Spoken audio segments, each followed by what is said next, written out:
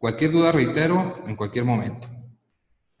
Vamos a ver un temario enunciado, no limitado. En general, la ley, lo que representa, de qué nos habla en términos concretos estos 65 artículos que establece esta legislación de ley de lavado de dinero y 59 a que se refiere el reglamento. Pero como todo, hay artículos clave o medulares. Es el caso propiamente del artículo 17, que nos habla de las actividades vulnerables. Esto es esencial porque en el análisis del 17 y sus 16 fracciones, ubicamos realmente quién es objeto de actividades vulnerables, o sea, quién cae en el objeto de las actividades vulnerables. Entonces, eso nos sitúa en un posible cumplimiento de esta legislación y de lo que conlleva. Reitero, lo analizaremos en su momento. Y los plazos y formas de la presentación, así como infracciones, sanciones en general, comentarios del reglamento, reglas, criterios, casos específicos como podrían ser, por supuesto, lo relativo al apartado de preguntas y respuestas dentro del mismo portal, y platicaremos algo del compliance, que es una figura que ha cobrado fuerza, pues por supuesto, en los últimos tiempos, y que el compliance ya no es exclusivo de la materia de lavado de dinero. De hecho, nunca lo debió de haber sido. Siempre debió de haber existido un compliance en cuanto al cumplimiento de la obligación tributaria o fiscal y en general, laboral y en general. Ahí le respondo, el material ya lo tenemos aquí en comentarios y de cualquier manera solicitaré que se los hagan llegar por correo a los correos que ustedes por ahí propiamente asignaron. Hablaremos también algo de defensa. Creo que es importante establecer criterios, alternativas de defensa, no con el afán de un incumplimiento a la legislación o a las prácticas, las obligaciones, sino más bien con el afán de conocer alternativas que en el caso de situarnos en una problemática, pues nos puedan dar elementos verdaderamente para poder enfrentar jurídicamente una circunstancia de este tipo. Entonces, dentro de la plática iremos haciendo comentarios de tipo defensa fiscal, pero previo a ello, pues esa es la última parte, ¿no? Digamos que es cuando ya ocurrió, cuando ya tenemos una problemática, cuando ya tuvimos un procedimiento de verificación de cumplimiento, o incluso cuando se está inmiscuido en una problemática en sí de lavado de dinero que es de orden, pues, de características penales, ¿no? Sobre todo por el procedimiento específico de lo que vamos a ver más adelante. Muy bien. Antes de entrar a la cuestión un poquito técnica, me refiero técnica al referirme, pues en sí a lo que es la ley en cuanto a las actividades vulnerables, a las obligaciones mismas. Antes de entrar a ese análisis, vale la pena entender los conceptos, el ambiente y sobre todo los principios rectores de esta legislación, que son principios internacionales. Son los 40 criterios antiterrorismo que se han establecido en las convenciones internacionales, como pudiese ser la Convención de Palermo, y bueno, todos los organismos, la OCDE, Gafi, internamente la UIF, que tienen que ver de manera directa con la aplicación y cumplimiento de esta legislación, que lo único que pretende es evitar el blanqueo de capitales o el lavado de dinero. Porque esta ley, como lo dije en un principio, no es de orden penal, no es de orden fiscal, pero es de orden administrativo, lo cual conlleva pues que evite precisamente esa conducta delictiva. Entonces, o esa conducta defraudadora en términos generales, y bueno, lo iremos explicando poco a poco. Ahora, esto del lavado de dinero tiene varias acepciones porque se conoce o se entiende bajo múltiples conceptos. Hablar de lavado de dinero, digámoslo así, sinónimos, blanqueo de capitales, que no es más que pretender regularizar dinero dinero sucio, porque proviene de actividades o de actos ilícitos, a través de la apariencia de lo que reconocemos entonces como las famosas empresas fachada, donde construyo un hotel, construyo una gasolinera, incluso establezco una institución de beneficencia y lo único que hago es filtrar dinero malo para que cuando salga pues de esta organización, de esta negociación, dar la apariencia que es dinero legítimo. Y en realidad ni siquiera son en ocasiones negocios ganadores. No tienen utilidades, pero están arrojando al mercado cantidades lavadas de tal forma que si establezco la estructura o el cascarón, pues todo lo que por ahí pase y salga, lo justificaré haciendo alusión a que tengo un negocio, a que tengo una inversión que me ha dado estos rendimientos, cuando en realidad no es que me dé estos rendimientos, sino más bien que el dinero por ahí pasa. Se le inyecta al negocio o se construye el negocio para aparentar y por ahí se filtran las cantidades. Por eso se denomina blanqueo de capitales, legitimación de capitales, también se ha denominado así, encubrimiento financiero, todo es básicamente lo mismo, reconversión de capitales, capitales sucios que se pretenden convertir a capitales limpios, o mejor dicho, de apariencia, que de alguna manera, pues es en sí lo que se hace cuando hablamos del lavado de dinero. Ahora, existen tipologías del delito o del crimen como tal que precisamente causan la cuestión del lavado de dinero. Por eso se denomina delito subyacente. El delito subyacente, el que está abajo de, o incluso el término de delito bisagra, que va aparejado a la par digámoslo así, de una doble comisión de delito, poniendo el ejemplo de la siguiente forma. Si defraudo fiscalmente, ese es el primer delito. Ya defraudé. No pagué lo que tenía que pagar. Al defraudar ese dinero, lo más probable es que lo vaya a utilizar o a ocupar en algo. Seguramente no lo voy a guardar en mi casa, sino que más bien o lo voy a introducir al sistema financiero o lo voy a invertir o gastar. Cuando hago eso, estamos hablando de que, por ejemplo, la defraudación fue el primer delito, que de ahí surgió el capital. Segundo delito, es el blanqueo de capitales. Al gastar, al comprar, al invertir, al introducir al sistema financiero, eso es lavado de dinero. Fíjense, el simple hecho de gastar ¿qué? Lo mal habido. ¿A través de qué fue mal habido? Pues a través del robo, a través entonces de lo que se conoce como delitos internacionales, pudiese ser, lo que se conoce también como crímenes de lesa humanidad, que son todos aquellos que van en relación a la esclavitud, al trato de blancas, a la cuestión de los secuestros, incluso a los asesinatos. Estamos hablando de crímenes de lesa humanidad, que son los que así se han decretado, los globales, piratería marítima, la pesca sin permisos y todo eso que se conoce, el terrorismo mismo, los ubicuos y transnacionales, que son aquellos que a la vez se desarrollan en múltiples lugares al mismo tiempo. Básicamente a eso nos referimos cuando hablamos de ubicuos y transnacionales. Y bueno, pues como les decía, el lavado de dinero en sí lleva aparejado este delito denominado bisagra. Primero, se tuvo que haber cometido un ilícito, la no tributación, o haber obtenido del narcotráfico o del robo, del crimen en general, y después utilizarlo, es un segundo delito. Ahora, bien, aquí creo que vale la pena hacer un alto, una vez planteado, digámoslo así, el entorno general, y reconocer, en términos generales, que esta dinámica de lavado de dinero es una circunstancia o una situación que es muy común y muy probable que incluso el empresario convencional cometa. Me refiero al empresario convencional, pues que no paga su tributo como debe de ser. Algunos dirían, pues es que ese no es el empleado, el empresario, perdón, convencional.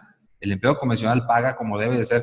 bueno, en términos generales así debería de ser, pero si estamos en presencia de una tributación parcial o de un no pago de tributo como debe de ser, pues estamos en presencia de lavado de dinero, no hay duda. Es entonces el haber omitido una contribución, ese dinero lo vas a ocupar para algo, para gastar en tu vida personal, para comprar, para invertir, para constituir otro negocio y establecer estructura. Eso es lavado de dinero. Estamos ahí en presencia del lavado de dinero. Entonces, fíjense cómo vamos de la mano, de alguna manera, pues que partiendo de una fiscalización para efectos tributarios, me refiero renta, IVA, todo lo demás, si me llegan a detectar cantidades omitidas, pues en todo caso se podría dar vista a la autoridad competente para solicitar el ejercicio de la acción penal y podría haberme inmiscuido, por supuesto, en un asunto de orden penal. Antes de avanzar, bien importante lo siguiente. Y esto nos ocupa no solo a empresarios o a los que como ustedes y su servidor seguramente tenemos un negocio o incluso, fíjense, aquí vamos todos, es el dueño del negocio, es el contador que tiene su firma y tiene su negocio,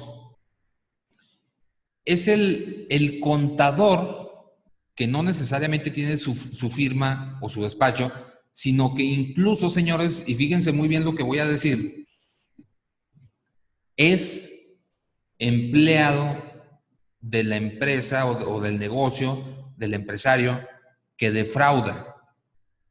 Claro que estamos involucrados.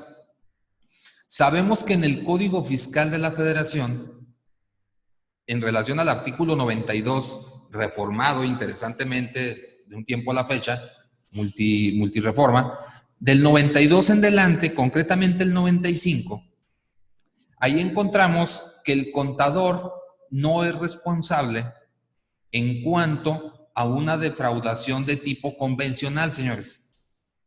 Ok. De tal forma que muchos se quedaron con la idea de que si somos empleados de una compañía que defrauda, pues conforme al código, yo no tengo responsabilidad como asalariado o como subordinado. Y es así, pero cuando estamos en presencia de una defraudación convencional. Cuando estamos en presencia de una defraudación de orden o de tipo agravada, estoy tratando de explicar con palabras lo más sencillo o comunes de poderme expresar, porque es un ambiente penal, es un ambiente pues que obviamente representa todo un tecnicismo, pero me refiero a que hay dos tipos de defraudación y lo voy a concluir de manera muy sutil. La defraudación básica o normal, el haber dejado de pagar y ya, o la que es grave a través pues, de delincuencia organizada. Cuando hablamos de lavado de dinero, no podemos olvidar que está muy vinculado con una práctica, fíjense, es un triángulo, lavado de dinero, delincuencia organizada, por supuesto, y defraudación fiscal. Es un triángulo. Si esa defraudación fiscal se lleva a través de una práctica o una dinámica donde se involucran más de tres, estamos en presencia precisamente de un delito grave. Estamos en presencia, por supuesto, de esta ley que se publicó en el 2016, delincuencia organizada. Cualquiera diría, pero yo ¿por qué voy a ser un delincuente si yo nada más soy el contador? Bueno, es que como en la teoría del delito y de todo lo que es el ambiente penal, por eso digo que es muy técnico, existe el actor intelectual, el material, existe el que diseña, el que actúa, o sea, existe entonces todo aquel que se involucró, de tal forma que si yo formé parte de esa cadena, me estoy refiriendo como contador interno de un negocio, empleado, y yo registré esas facturas con conocimiento, existe un hecho fundado que acredite o que presuma, mejor dicho, que yo tuve conocimiento, por lo pronto voy a proceso, señores, independientemente que logre demostrar mi inocencia.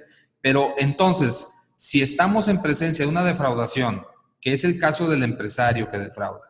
Es el intelectual, que puede ser contador interno o externo. Y pudiéramos involucrar, por poner un ejemplo, un vendedor de facturas, estamos en presencia de un delito de tipo delincuencia organizada. De esta ley que me refiero, del 2016. De tal forma que si es delincuencia organizada, es una defraudación a través de delincuencia organizada, es un delito grave. Al ser un delito grave, no se lleva de orden penal convencional. O sea, ahí es a lo que me refería, que en todo caso el contador, independientemente sea externo o sea interno, sí puede ser involucrado en un proceso, que no necesariamente tendría que ser un externo para verse afectado. Eso es en la defraudación básica o simple. Cuando hablamos de una defraudación agravada por una cuestión de delincuencia organizada, ahí aunque yo sea interno de la compañía o de la empresa, llevo consecuencia. Ahora, lo que les estoy diciendo, créanme que no se los digo desde un punto de vista absolutamente doctrinario, sino incluso con la práctica, fíjense, con la práctica de haberlo vivido desde un orden, digámoslo, pues ya en el ámbito de proceso real.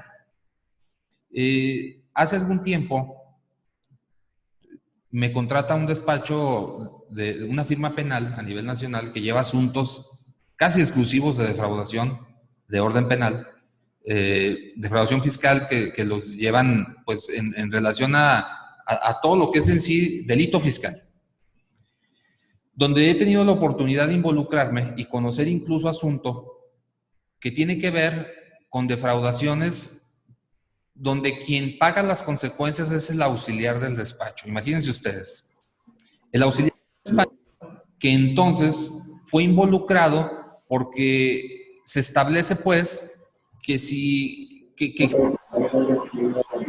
para considerar que el auxiliar presentó la declaración y formó parte de esta cadena de delincuencia organizada, que es pues aquel que comete el delito a través de la acción o de la intelectualidad y que de alguna forma se le involucra. E imagínense ustedes, el empresario no está en la cárcel, el dueño del despacho no está en la cárcel, quien está en la cárcel es el auxiliar contable.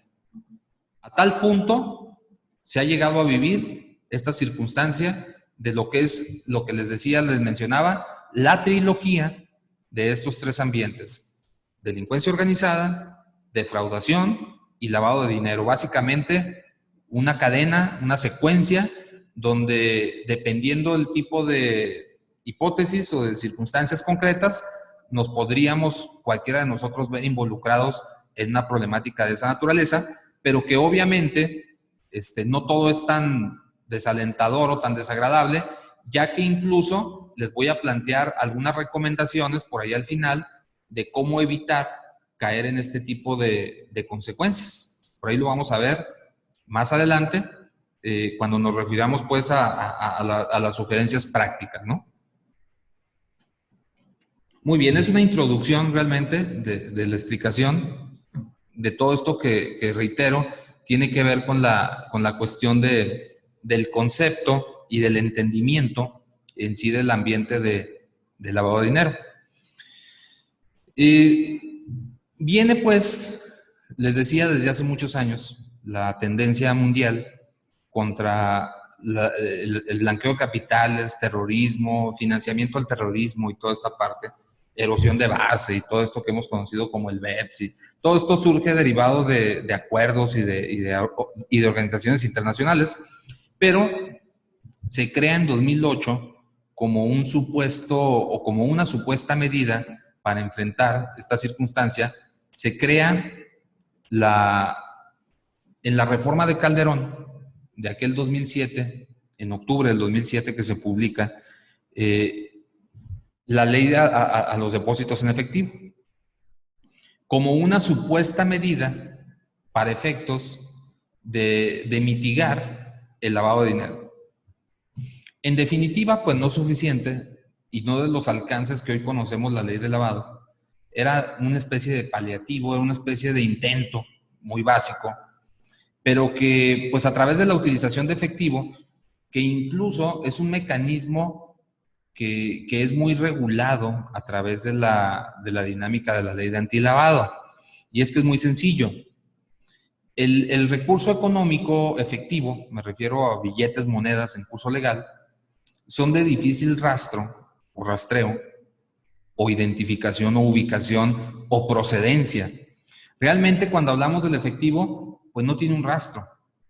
A diferencia de lo que es el dinero electrónico, fracción 16, que ha sido agregada al artículo 17, de los famosos Bitcoin y todo lo que es en sí la criptomoneda, todo lo que es el dinero electrónico. Ese sí tiene un rastro, en una cadena de secuencia que establece pues todos los tenedores a lo largo del tiempo.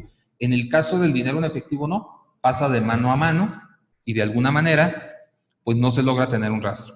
Esta ley de los depósitos en efectivo pretendía eso, identificar a través de reportes, que recuerden que el sistema financiero pues concluye en el 2009, reforma del 2008 para el 2009, interno o doméstico, lo que fue el secreto tributario, y que a partir del 2019 se termina el secreto tributario internacional. De tal forma que pues se pretendía a través de este mecanismo enfrentar la cuestión de lavado de dinero.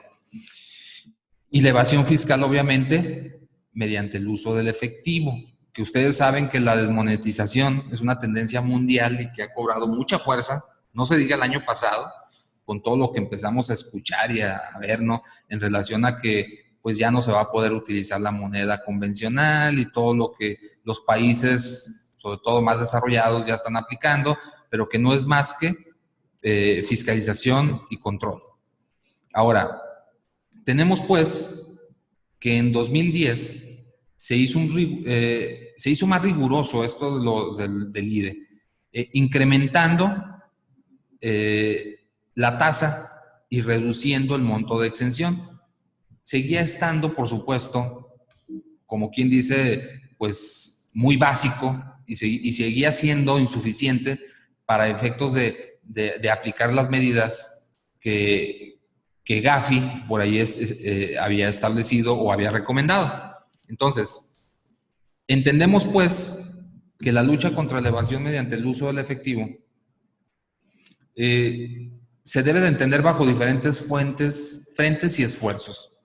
O sea, no nada más es una ley doméstica, sino como se le dijo a México en el 2010, tienes que atender y tienes que seguir las recomendaciones de orden mundial que para efectos establecen 40 criterios antiterrorismo y, obviamente, financiación a la delincuencia organizada. La presencia de un IDE, límites para el uso de efectivo, presencia de la ley de prevención, que ese fue el elemento clave, la publicación del 2012 de la Ley Federal para la Prevención e Identificación de Operaciones con Recursos de Procedencia Ilícita y, pues no se diga, su entrada en vigor en el 2013. Todo esto fue objeto y fue materia, por supuesto, derivada de todo lo que hemos estado comentando. Ahora, el concepto como tal. Les explicaba y les comentaba en un principio, independientemente que yo sé que hay gente muy especializada ya en esta materia y que conoce perfectamente los orígenes, creo que no debemos de pasar por alto y de tener muy en cuenta realmente qué representa esta legislación como tal. De tal forma que el concepto de lavado de dinero lo podemos también ubicar en antecedentes. El caso de Al Capone, cuando por aquellas épocas de Chicago y todo lo que era en sí la actividad delincuencial, todo el crimen que esta organización de esta personalidad o de esta figura era ejemplar en cuanto al lavado de dinero. ¿Por qué? Porque todo aquello del tráfico de las sustancias, del alcohol y de todo lo que se manejaba de armas y demás, se trató de justificar a través de establecer negocios de lavandería. Se ponía una lavandería, otra, múltiples lavanderías, no sé cuántas, debieron de haber sido muchas, y se pretendía justificar el uso del efectivo a través de este tipo de negocio, diciendo algo muy sencillo. Tengo cantidades millonarias en efectivo, pues porque los negocios que atiendo o con los que cuento me dan efectivo. Y ahí encontramos, pues, el por qué hay negocios que se utilizan para efectos de lograr este efectivo o tratar de justificar este efectivo, pues yo creo que no se necesitaría analizar mucho y simplemente encuadrarnos o ubicar qué negocio o qué giro da efectivo, sin hacer un señalamiento concreto, porque obviamente no podemos acusar a un sector de que este sector es lavador de dinero. Obviamente que no, estaríamos mal en hacer eso, no podemos generalizar, pero sí podemos advertir que determinados ambientes se prestan en un momento dado para la práctica pues del supuesto, la supuesta generación de efectivo. Entonces, esa es la historia desde aquellos entonces con Al Capone, que entonces, como les decía, no necesariamente tiene que ver con el delincuente que conocemos de tipo narcotraficante, de tipo amafiado, por así decirlo, sino que tiene que ver pues con el que no paga impuestos. Y fíjense, nos estamos refiriendo incluso hasta el asalariado, ¿eh?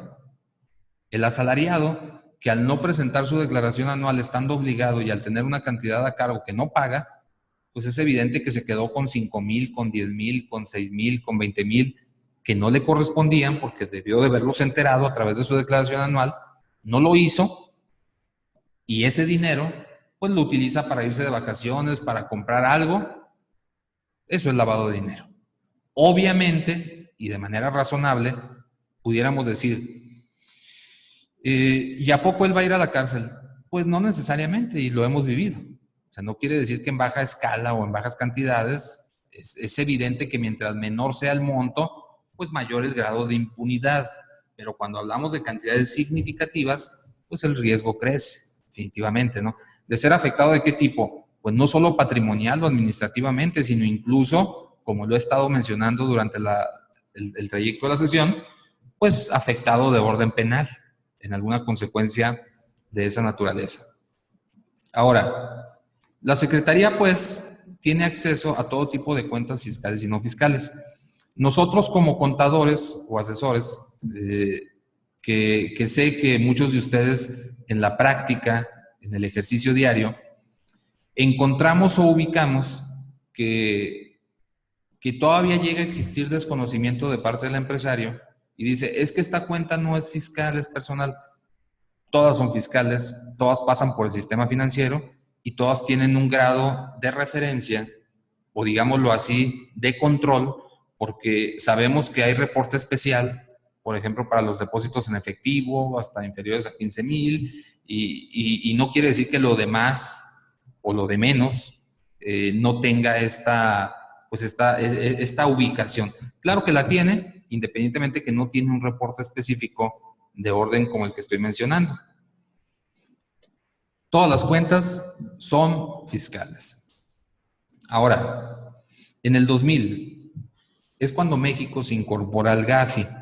Tenemos pues que en este año comenzamos esa ruta. Acuérdense que México forma parte de distintos organismos internacionales, el G20 por poner un ejemplo, que lo someten o lo sujetan a determinada regulación, los acuerdos internacionales en materia económica, en materia de derechos humanos, y para efectos del 2000 formamos parte del GAFI, Grupo de Acción Financiera Internacional, que pretende evitar el blanqueo de capitales y financiamiento al terrorismo. Organismo integrado por 36 países y 2 organismos internacionales que estableció, señores, 40 criterios. Les decía hace un rato que lo relativo a los criterios considero dable, adecuado, analizarlos para tener un mayor entendimiento de lo que realmente representa esta legislación. El lavado de activos o blanqueo, como también se le ha llegado a denominar, representa operaciones realizadas por el sujeto agente para ocultar dinero de origen ilegal. Creo que encuadra esta definición, este concepto, con lo que hemos venido manejando. En moneda nacional o extranjera. Y su posterior vinculación a la economía, haciéndolo parecer como legítimo. Reitero, si obtengo dinero mal habido y no lo gasto, no lo traslado, ese sería el concepto adecuado. No existe un lavado de dinero.